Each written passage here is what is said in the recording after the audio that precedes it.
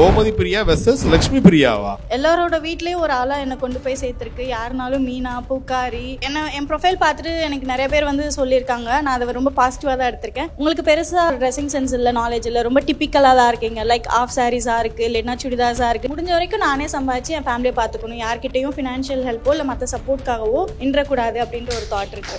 அதுக்கு first salary இல்லை தான் சொன்னாங்க. அதுக்கப்புறம் அங்கே போய் நம்ம எப்பவுமே கேர்ள்ஸ் எல்லாம் பேசிக்கிட்டே இருக்கும் போது கொஞ்சம் இன்ஃபர்மேஷன் வரும்ல, அந்த மாதிரி ஒரு 1000 rupeesன்னு சொல்லிட்டு நான் வாங்கியிருக்கேன்னு நினைக்கிறேன். ஐயோ, வயசு தெரிஞ்சிச்சே, பரவாயில்லையா?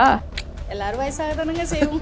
இயற்கையை மாற்ற முடியுமா? சிவனேன்னு வீட்லேயே தான் இருக்க முடியும். யாரும் சோறு போட மாட்டாங்க. நம்ம போய் ஏதாவது பண்ணாதான் சிவனா இருந்தாலும் நம்மளுக்கு அருள் கொடுப்பாரு. Yes, Gomathi Priya, the most wanted நேம்ஸ்ல கண்டிப்பா உங்களுடைய பேரும் வந்து ஒன்று இருக்கு. எங்ககிட்டே வந்து அத்தனை தடவை கேட்டிருக்காங்க, ப்ளீஸ் கோமதி பிரியா ஒரு தடவையாவது இன்டர்வியூ எடுங்க. நாங்களா வேணான்றோம், அவங்க தாங்க டேட் கொடுக்க மாட்டேங்கிறாங்க. அப்படி நாங்கள் லைட்டாக போட்டு கொடுத்துட்டோங்களே. பட் ஜோக்ஸ் அப்பார்ட், உங்களை நீங்கள் பேசணும், நீங்கள் பேசுகிறத கேட்கணும் அப்படிங்கிறதுக்காக உங்களுடைய ஃபேன்ஸ் எப்போதுமே வந்து ஆர்வமாக இருக்காங்க. அது கண்டிப்பாக உங்களுக்குமே அங்கங்கே தெரிஞ்சிருக்கும்னு நினைக்கிறேன். எப்படி இருக்கு?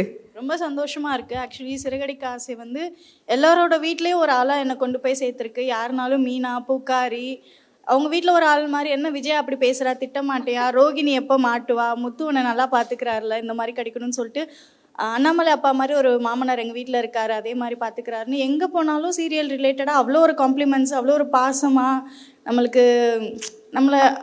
நம்மளை ரிசீவ் பண்ணுறப்பே நம்மளுக்கு தெரியும்ல, அவங்க கண்ணிலே அவ்வளோ லவ் தெரியும். ஸோ அந்த மாதிரி ரொம்ப ஹார்ட் டச்சிங்காக இருக்கும் எல்லா மூமெண்ட்ஸும்.